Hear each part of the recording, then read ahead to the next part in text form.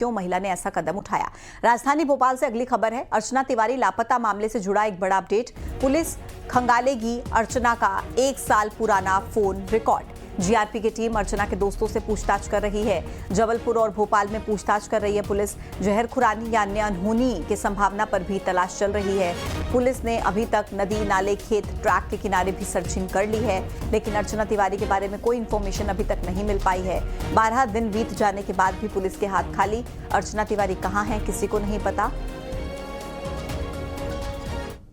GRP का area आता है, वहाँ पर भी हम लोगों ने और भी दूसरे कोई प्रकरण, कोई जहर घुराने वाला हो, कोई ऐसा इशू हो, तो उसके संबंध में भी हम लोगों ने जो है वो जानकारी सभी जीआरपी के थानों से और लोकल थानों से ली है। उसमें अभी हमें कुछ क्लू नहीं मिला हुआ है। अभी हम लोग जो लड़की का जो पास्ट है, अभी तक हम लोग जो है वो पिछले 3 से 4 महीने के ऊपर कॉन्सेंट्रेट करके काम कर रहे थे। उसके दायरे को बढ़ाते हुए पिछले 1 साल में उसने किस किस से बातें करी है, कॉलिंग, व्हाट्सएप कॉलिंग किस। तो अब अर्चना तिवारी के जो परिजन हैं वो ह्यूमन ट्रैफिकिंग की आशंका जाहिर कर रहे हैं। परिजनों ने इस पूरे मामले में अब सीबीआई जांच की मांग की है। अर्चना की तलाश में महामृत्युंजय जाप शुरू कर दिया गया है। नर्मदा एक्सप्रेस से अर्चना तिवारी लापता हुई थी और 12 दिन के बाद भी अर्चना का अता पता नहीं। परिवार के लोग कह रहे हैं ह्यूमन ट्रैफिकिंग की आशंका है और इसी के साथ ही महामृत्युंजय का जाप परिवार के लोग जो हैं वो करते हुए नजर आ रहे हैं अर्चना की सलामती के लिए। सीबीआई जांच की मांग भी पुलिस परिवार की तरफ से की जा रही है। इसी खबर पर ज्यादा डिटेल देंगे मेरे सहयोगी शिवकांत आचार्य। शिवकांत, ये एक बहुत बड़ी गुत्थी है जो अब सुलझ नहीं रही है। 12 दिन बीत गए हैं, अर्चना कहां है कुछ पता नहीं है। किस तरफ अब तलाश चल रही है, परिवार के लोग क्या कह रहे हैं?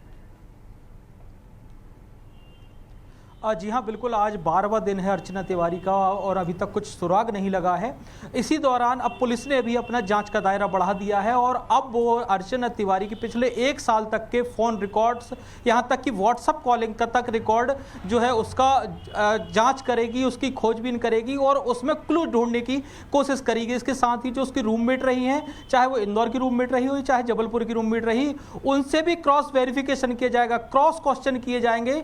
कहीं कोई उसके बयानों में तब्दीली तो नहीं है, कोई बातचीत तो नहीं होती थी। इस कहां से 25 पुलिसकर्मियों की एक टीम अलग से बनाई गई है जो 24 घंटे अर्चना तिवारी की तलाश कर रही है। साथ ही साथ एक और जानकारी हमें मिली है सूत्रों के अनुसार कि पुलिस ने 2 संभावनाओं पर काम करना बंद कर दिया है। एक तो किडनैपिंग और दूसरी, हालांकि पुलिस का कहना है कि हम काम सब पे कर रहे हैं, लेकिन किडनैपिंग की ये शंका उनको कम है क्योंकि इतनी भीड़ थी, ट्रेन में इतनी ज़्यादा थी कि अगर कुछ होता तो कुछ ना कुछ क्लूज जरूर मिलता।